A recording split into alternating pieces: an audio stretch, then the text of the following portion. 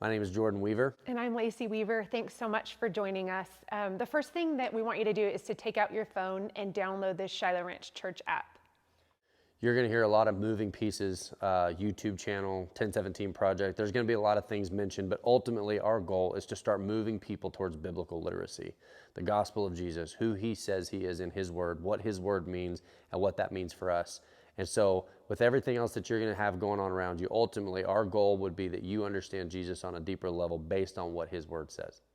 We can start the actual sermon, but just know this. I know that I'm not old, okay? Young people, hush. I'm talking to the older people. I'm trying to be respectful. I know I'm not old yet. I know this, though. I do know that I'm getting older. And the reason I know that I'm getting older is I just continually have more frequent senior moments.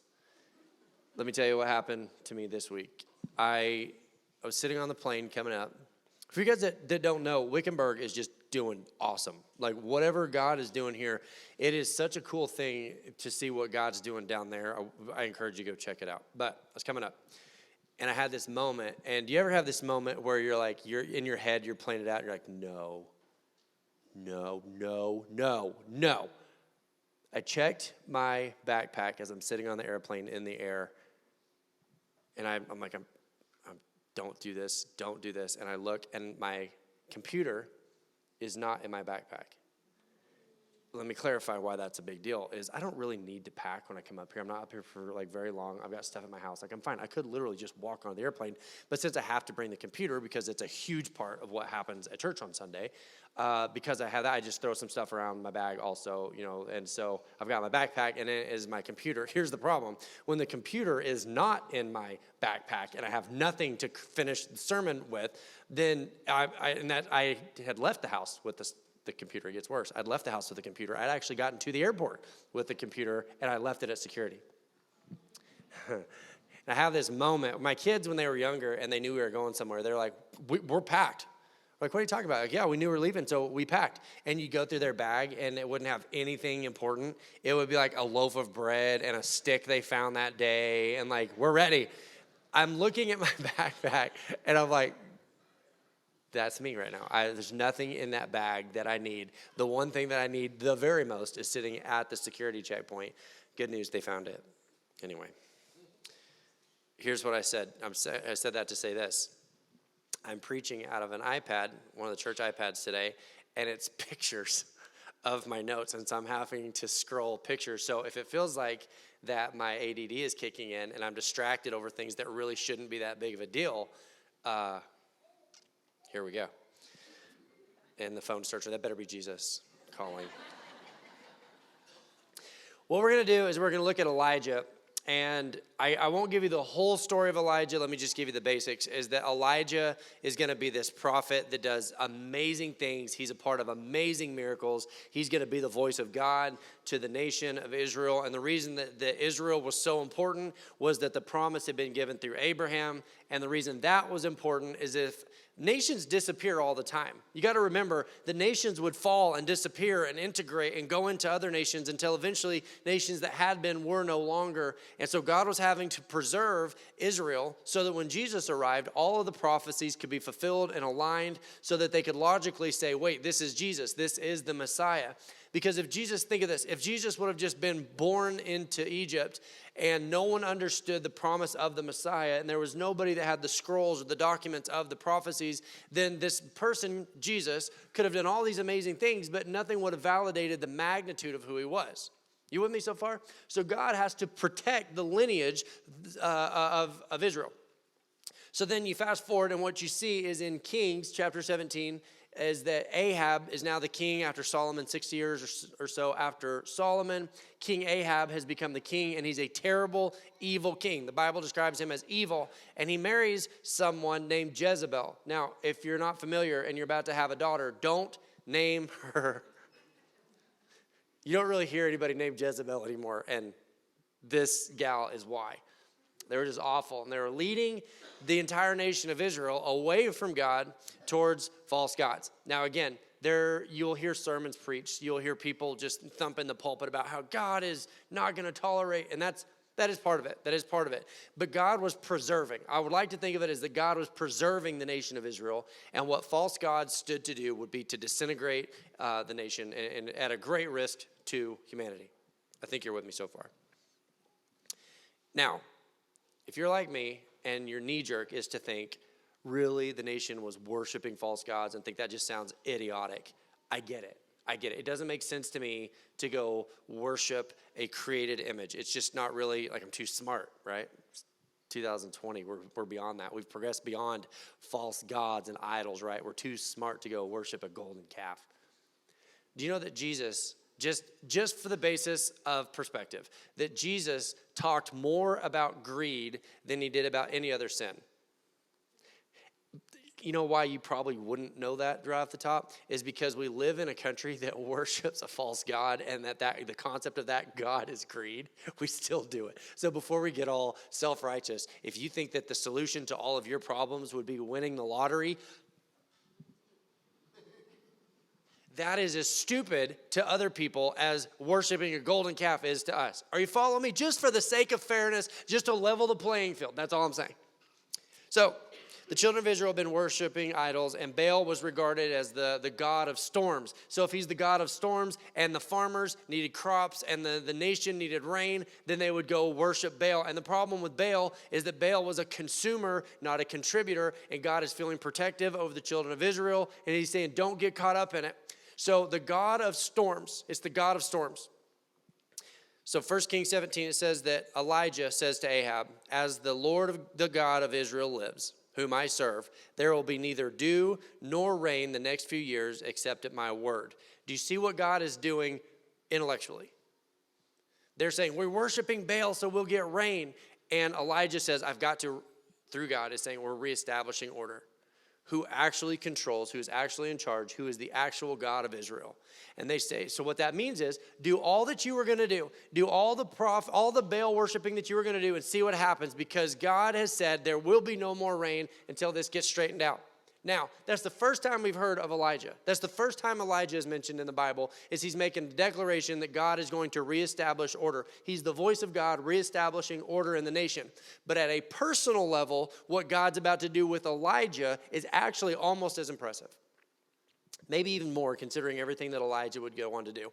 First thing is we see that Elijah speaks corporately, and then as soon as Elijah speaks corporately to the nation of Israel, then God begins to engage Elijah at a personal level. Let me tell you something that I believe is this, and we're going to get back to this in a minute, but here's what I believe. Nobody, this includes you, nobody goes looking for God. Now, if that's insulting to you, let me finish my thought. What do you mean no one goes looking for God? I'm looking for God. I'm in a hard time. I'm going through an issue, or I want to be great, all the things. Nobody goes looking for God. Jonathan Edwards says, no man goes looking for God any more than the mouse goes looking for the cat. Because what we think we're looking for is a God that will go to work for us, that will defend us, that will take up our battles, that will bless us, that will take care of us. We all go looking for a God that will work for us. And what we find, if we're not careful, is a God that goes to work instead, goes to work on us. Do you see the distinction of what I just said? That we go headlong. We're going to go find God. And then we find God, and God goes, I'm not going to go to work for you. I'm going to go to work on you. And we're like, that's not really what we wanted. There's this guy at work. We're wondering if you could. We'd never say it, but. So instantly what we see is that God goes to work on Elijah. Verse 2, then the word of the Lord came to Elijah, leave here, turn eastward, and hide in the Kerith Ravine, east of the Jordan. You will drink from the brook, and I have directed the ravens to supply you with food there. Can I repeat what I just said? Because my guess is we probably just skipped over something really important. God said, I have a place prepared, and I will bless you if, see the if, there's a choice. See the choice that God gives Elijah right in that moment. It doesn't seem that significant, but you're going to learn that it is. He says, I will bless you if. I will take care of you. I will sustain you in this season if you go where? There. Now, the Kerith River, here's the problem with the Kerith River, is that it means cut off, isolated, disconnected, set apart. So what God says is, if you will obey, if you will follow what I'm giving you as an instruction, I'm going to take you into a season of being cut off or hidden away or isolated. And if you will obey, if you will follow me in that, then I will bless you in that season, in that place. He almost says it this way: I will bless you only there. Then he goes on. So he did what the Lord had told him. He went to the Kerith Ravine east of the Jordan and stayed there. The ravens brought him bread and meat in the morning and bread and meat in the evenings, and he drank from the brook. This is not the sermon, but I want to point out something, is that we are told that if you're going to live for God, you have to work for God. And if you're going to be a good Christian, you have to do what, you know this, you have to do what good Christians do. We don't discuss the word be. We don't talk about how to be. We always discuss how to do. What does God want you to do? And yet, if we follow this, what it says is, I'm going to take you to a place where nobody can see you, you have no audience, and I'm not going to ask anything from you. Wouldn't you think that in your nature, that if God has you in a hidden place where it seems like the world has sort of forgotten about you, that you would feel like that you're disappointing God? And yet God says it's in that season, it's in that period, it's in that place when you're cut off and you're isolated, I'll bless you there for a season. Okay.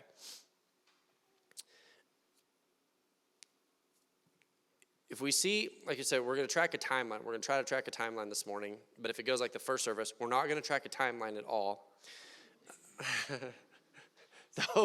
The hope is what we're going to see is that what God's bringing Elijah through. Elijah would eventually go on to do amazing things, but it starts with isolation, and this is a common theme. So many times when God was about to do something in the life of one of his people, it started with a season of isolation. With a show of hands, and I'm going to guess it's not a lot. In fairness, I'm going to guess it's not a lot because, first of all, we don't like to admit it. Second of all, we don't like being vulnerable in a crowd of people. But honestly, we don't stay in this season forever. If you would say this, if you would say that right now, today, you feel like God has you in a season of isolation. You don't know what's going on exactly. It feels like no matter what you do, like the traction isn't there. You're just kind of, it's almost as though you feel like God has set you on a shelf, and the temptation is to feel like you've been set on the shelf and forgot about. Would anybody be honest about that? Like you feel like you're kind of there? Let me tell you something. Let me warn you about something.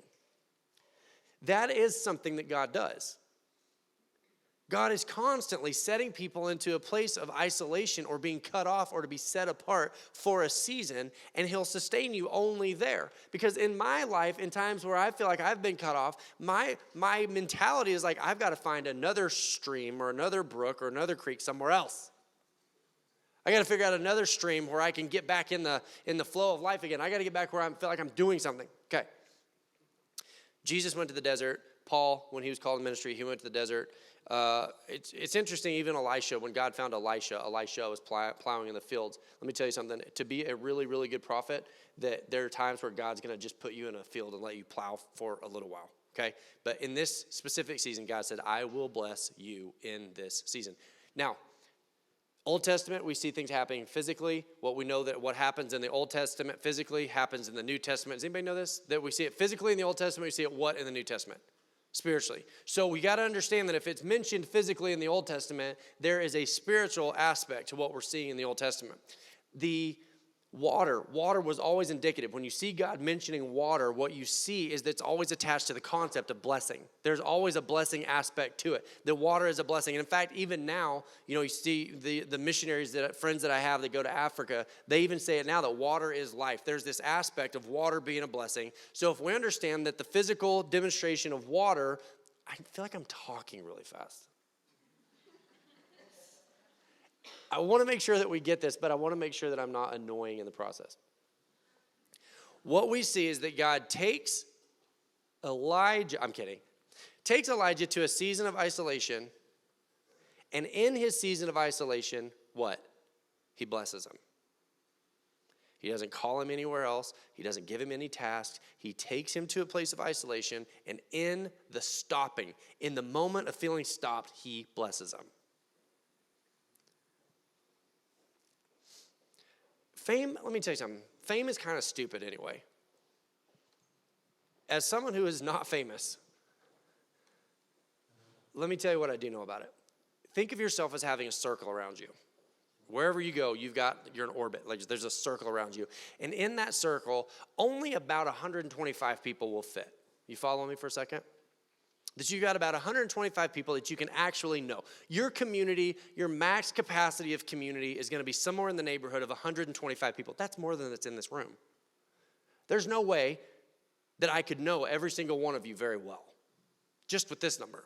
So fame, this idea of fame is that somehow fame will make you happier. Fame, the lie that we believe right now with the consumer nature is that the more people that you have that know about you or that are aware of you, your life somehow gets better. Here's the lie of that. Your circle doesn't get bigger just because more people know who you are.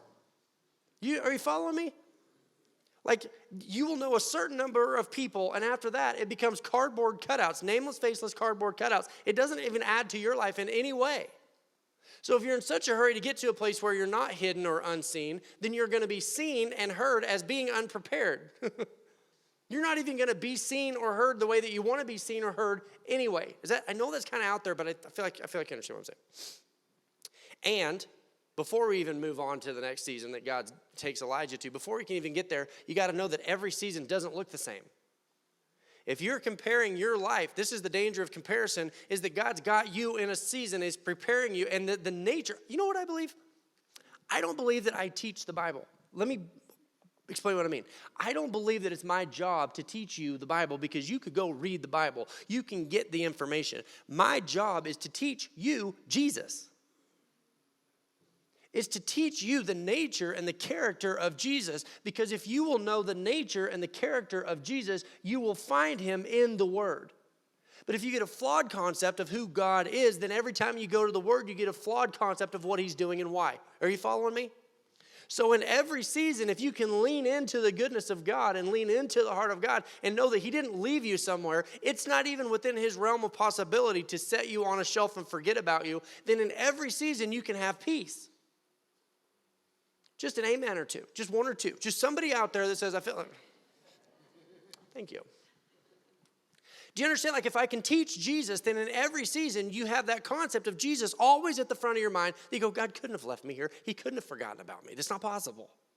It's not possible that God sent me somewhere and forgot about me. He knows right where I'm at. He intimately is aware of my season and where I'm at and what he's doing. And he has a plan moving forward. Any planners? Does it drive you nuts to know that God doesn't ask you for your plan? It drives me a little nuts. Now we're to the sermon. And if you're going, wow, that was a long setup. Yeah. Verse 7. Elijah is in a season of isolation. He went to a place called Cut Off. God blessed him there. He sustained him there. He didn't ask him to do anything. He was just there. That sounds like my definition of hell. I can't stand not having something I can do. I drive myself crazy, but even more than that, I drive Lacey crazy if I'm bored. And that's the season where God has Elijah. Verse 7, sometime later. Now, sometime can mean a lot of things, but what we know, it was enough time that the nations began to suffer from the drought. Farmers, how long was that? It's not 2 weeks. He wasn't there for 10 days. He was there for a significant period of time. God set Elijah in a season of hiding for a significant period of time. And in that significant period of time, he didn't go, you should really be doing more for me. He said, sit here, and while you're here, I'll bless you. And sometime later, because there had been no rain in the land, in verse 7, it says, sometime later, the brook dried up. Here's the sermon. This is where we get to it, because all of the other stuff is set up. We can get through being hidden. We can be through being isolated. We can kind of get through life as long as the water. Remember the well? As long as the well has water in it, we can kind of get by. Maybe we're not super sustained and happy and thriving, but like we're okay. But then the well dries up. Then the water quits flowing. I'm assuming, I know I'm assuming here, but I have to assume that to some degree, Elijah is looking at his backpack with no computer in it.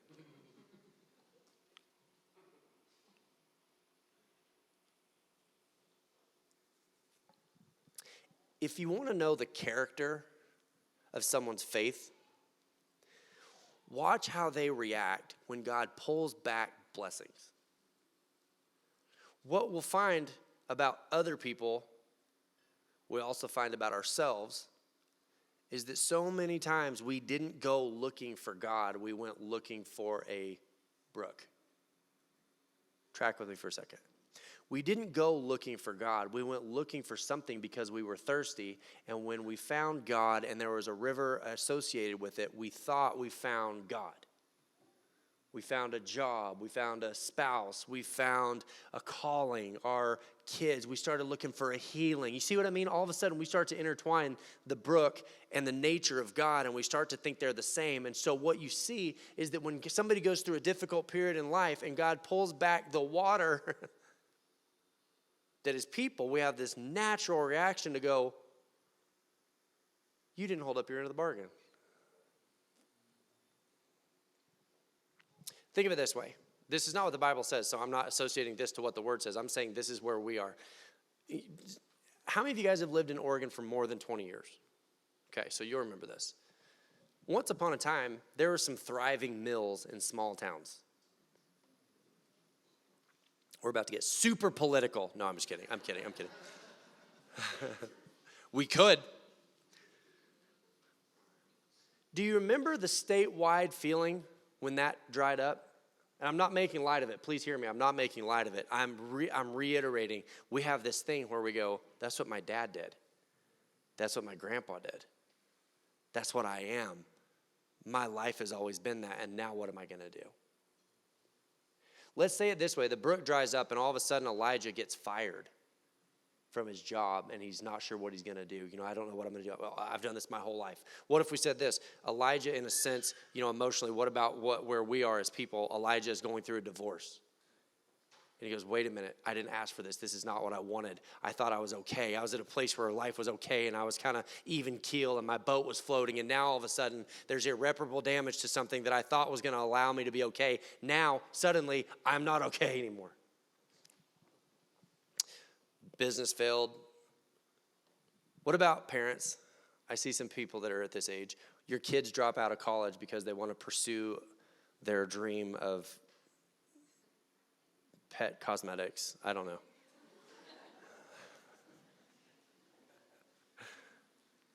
Got more of a reaction than I suspected it would. These moments where things were okay, and then all of a sudden the source of what made life okay goes away, and now we find ourselves not okay anymore. And we go, God, what in the world happened here? Can we take up a vote? What if we voted? God goes, no, we're not taking a vote. Basically, it's this, is that Elijah came to a place where life could not stay the same. This is what I'm saying. Because sometimes we're okay if we could just avoid it. Men, are we the best at this or what? There's a problem, we're like, it's fine. What? No, honey, the car is not making a weird sound. It's fine. Turn the radio up. It's fine. He was at a place he couldn't avoid it. Like the brook is dried up. There's a study, if you're an animal lover, buckle up. There was a study done back when these kind of studies were legal. It's Dr. Seligman. It's an interesting study if you want to Google it. But he would take dogs. True story. He would take dogs and he'd put them in a kennel. And in this kennel, a light would turn on. And when the light would turn on, they'd experience a little shock on the floor. And later on, the light would come on, they experience a shock, and they learn to associate, obviously, that when the light comes on, here comes a shock, and there's nothing they could do about it. There's nothing they could do about it, and eventually, they would just lay down and take it. So then they would take these exact same dogs. I see the soft-hearted people. I'm sorry, I didn't do the study. It's not my fault. They would take these exact same dogs, but they would give them a path by which to escape. They had a little ledge they just had to jump over. They could get away from it easy. And the light would come on, and the dogs would still lay down. What it was called, the study was called, was learned, you follow me? Learned helplessness. It was so ingrained in their little doggy brains, there's nothing I can do anyway. My choices, think of this, my choices don't matter. It doesn't matter what I choose. I have no control over my environment anyway. They said that this is true with rats. They did the same thing with rats. And then they realized that people weren't allowed to be used in these studies.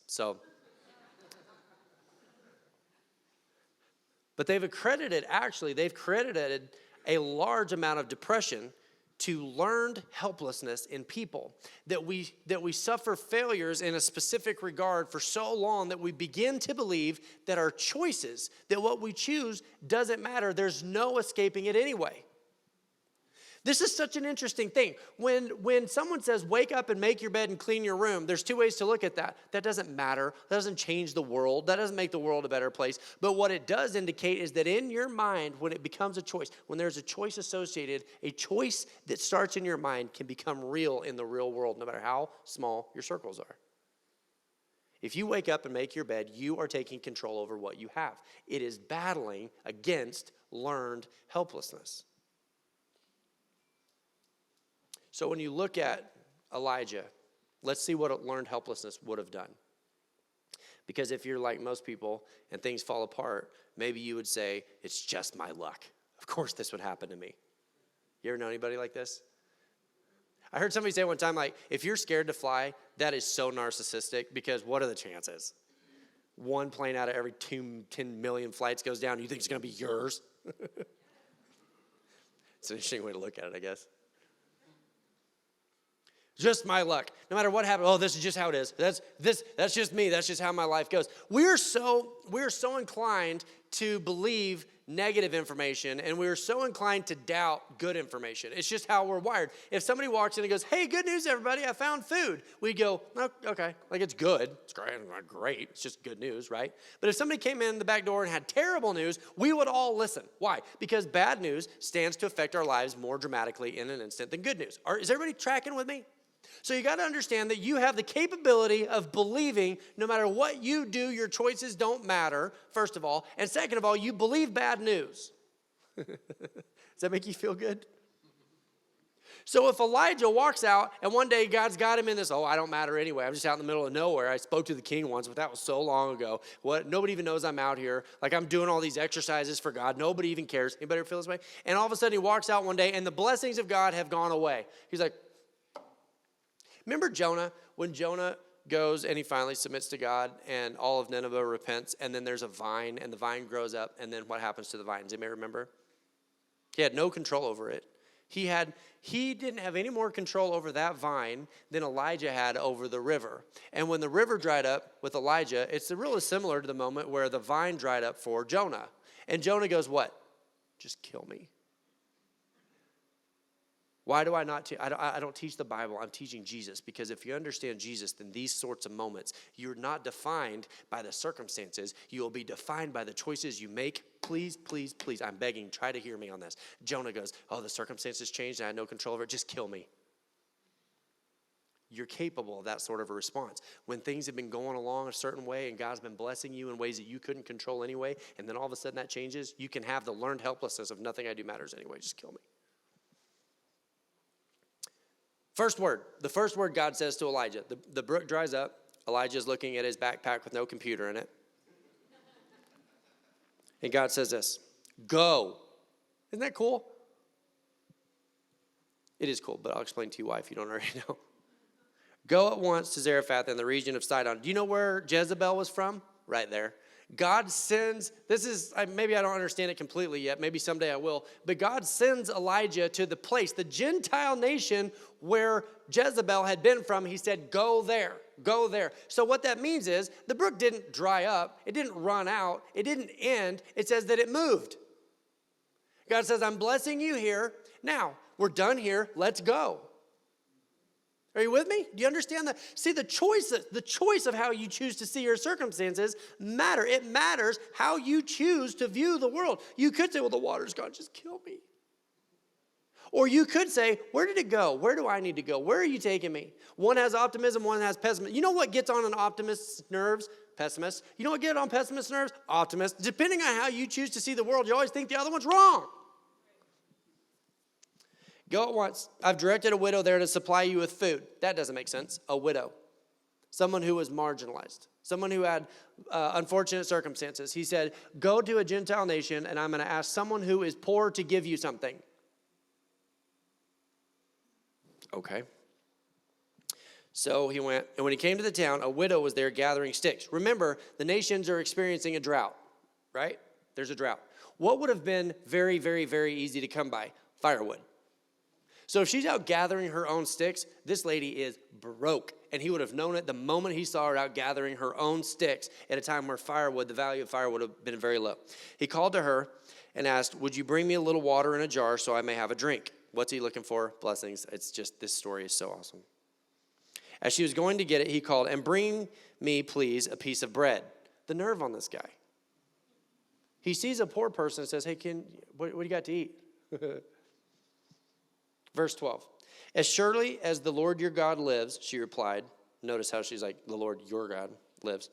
I don't have any bread, only a handful of flour in a jar and a little olive oil in a jug. I'm gathering a few sticks to take home and make a meal for myself and my son that we may eat it and die. A little theatrical, if I'm being honest. I mean, I'm not in her position. I can understand her frustration, but like a little bit of like, and then you know what I'm going to do? Die. Kind of sounds like my daughter. Does anybody know my daughter? She can be a little this way. See, they're both sitting there in very similar circumstances. Elijah's stream had just dried up, and so had hers. They were actually not as dissimilar as it would look. Both of them were at the end of their provision. Here's what's interesting. She'd already kind of resigned, like learned helplessness. She'd already just decided this was unavoidable. This was her fate. She was a widow. It wasn't going to go well for her. She'd already kind of accepted the learned helplessness of like the lights on, the here comes the shock sort of thing of life. But she was still out picking up sticks. That to me is interesting. I'm not going to get into all of that. But it is interesting that she was just kind of going through her life. Like, I guess this is just what I do until I'm dead. Elijah said to her, remember what's the last thing she said? Go gather up, eat a sandwich so that me and my son can eat it, and what? Die. That's the last thing she said. The last thing she said before Elijah said, don't be afraid. Go home and do as you have said. Did you hear what he said? I'm going home to die. And he's like, oh, okay, do that. But first, you guys don't seem to be understanding what I just said. She said, I'm going home to die. And Elijah was like, cool, that's fine, do that.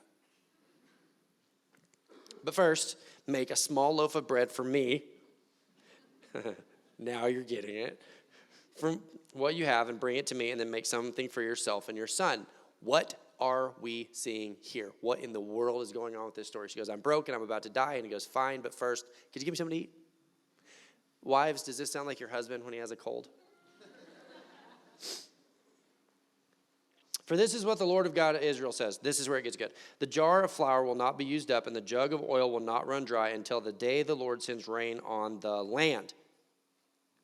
Why? Again, choice. Choice is such a big deal. What you choose to focus on, what you choose to believe is such a big deal. You are not a victim of your circumstances. You may very well be a victim of your choices. It's possible that your life is a victim of your choices, that if you're just a negative person, it's because you find the negativity in every situation, and you also have the ability to find the positive in every situation. You may not be a victim of your circumstances. You may be a victim of your choices. Here's how I want to look at this story. Why on earth would he send Elijah to the most broke person in the entire village? See, we look at this as when the creek went dry, there was no more water in it, that the creek became empty. It is so easy. I know this is wordsmithing, but let me prove the power of choice. Is that the creek goes dry, and thus the creek is empty. There's no more water in it. If you do this to a glass and nothing comes out, you would say the glass is? A philosopher will say, no, it's not empty. It is just now full of something else. Oh. If we can get over the stupidity of I know, but if we can start to examine the goodness of God of when I'm out of this, I'm full of something else. If we could just give that a little bit of traction, if we could just for a second give that thought just a little bit of traction and go, when God says I'm out of this, it's because I'm full of this. When the water ran out, God moved Elijah to somewhere else. The Bible says that as soon as he ran out of water, he called him somewhere else. Why the widow? Why the widow? We know that water was always symbolic of blessing. We know that.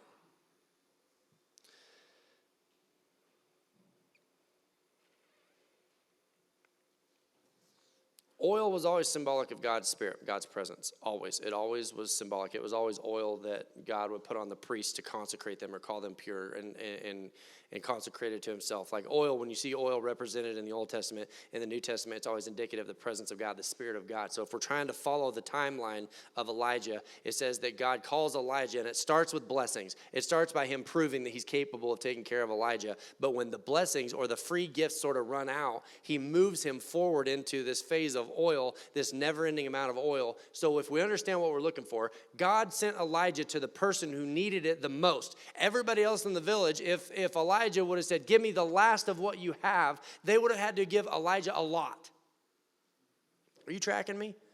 Because if it's empty of this, it's full of that, and they weren't empty enough. There wasn't enough lack for them to act in faith. He went to the one person who was desperate enough to risk obedience.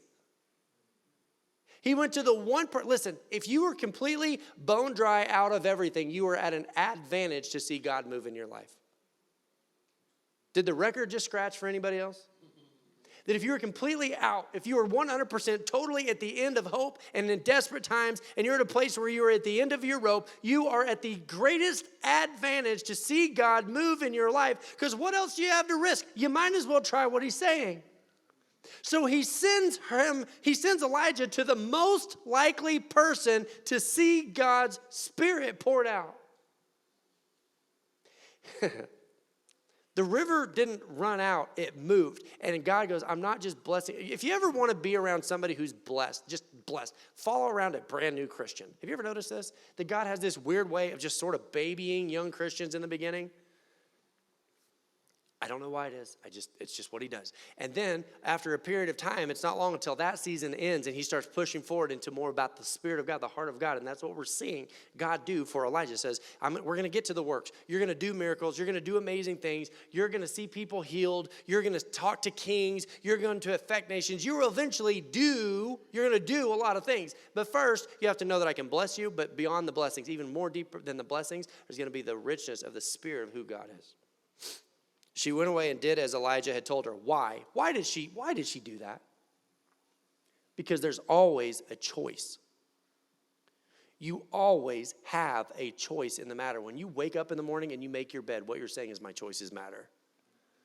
That I have the ability to bring about better in the world, even if it's just a small amount. I don't have to be seen. I don't have to be famous. I don't have to be wealthy. God has given me the ability to choose life today.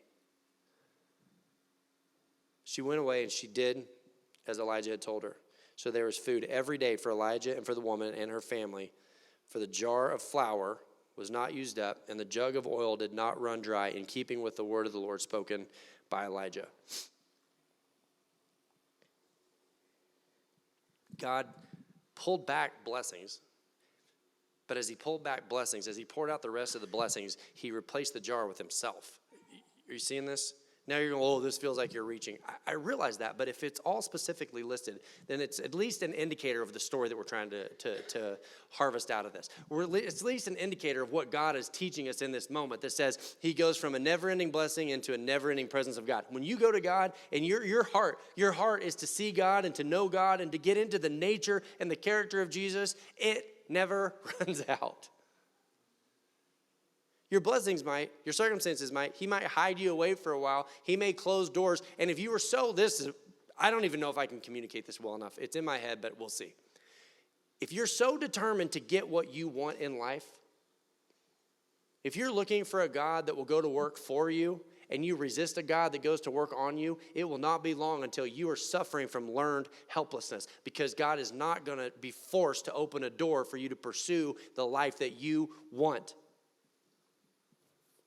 I think the reason people suffer with learned helplessness so badly and we battle through depression is we can't figure out how to make God give up.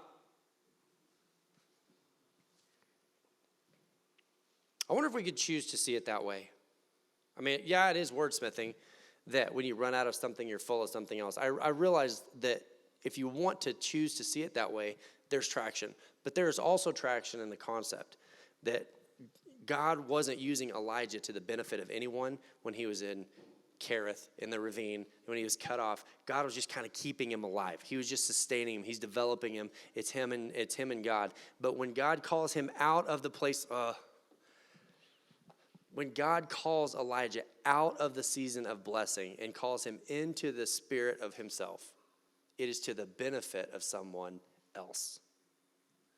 The God says, I'll sustain you, and I will bring you into a season where you will be a benefit to those around you. We're in a series right now that every no is a yes. And I think sometimes when we see a no from God, when our creek dries up, when a job ends, when a relationship dies, when our kids are not doing what we want them to do, kids, when your parents won't do what you want them to do, we're in this season that feels desperate. It feels like we're at the end of our rope. Please understand that what God was teaching Elijah is before I can do amazing things in your life, you've got to move through this process that says blessings are fine. Most people that go to God go to him for that only. And when that dries up, they're gone. You've known people like this. They go through a bad breakup and they go to God and they're like, I just need God and I just really see now. I'm going to try to not be too sarcastic because it happens a lot. And I don't want you to think that I'm judging you when you go through it. I just see it now. I've been ignoring God, and I feel so, a boy! Pew, off to a new river. Or a girl. It works both ways. My job, I'm so desperate. I don't know what's going on. I just realized I really need God. Oh, I got hired. I'm good. My brother told me a story this week about a guy that's driving through a parking lot, and he's late for an appointment. And he's trying to find a parking spot. And he's like, okay, all right, fine. You know what? Okay, you know what, God? I tell you what, please, if you'll help me find a parking spot, I'll quit drinking, I'll quit smoking, I'll quit going to the bar, I'll quit cheating on my wife, I'll start going, oh, never mind, I found one. I wonder how often, because I know that this has been true in my life. I know this has been true in my life. Where I go to God for something, thinking that I'm going to God, but what I'm actually looking for is what he has to offer. And I wonder how many opportunities in my life that I've missed because when God dries up this season to sort of catapult me into the new season, I would go backwards. You know, as a young person, how many times in my life would I go backwards just looking for another river? And God's going, you don't understand, that's only the first step. God's blessings, God's comfort is only part of it. It's not until he I'm going to say draw, I mean like forcefully, like a syringe. You know, when you use a syringe, and you're just pulling stuff.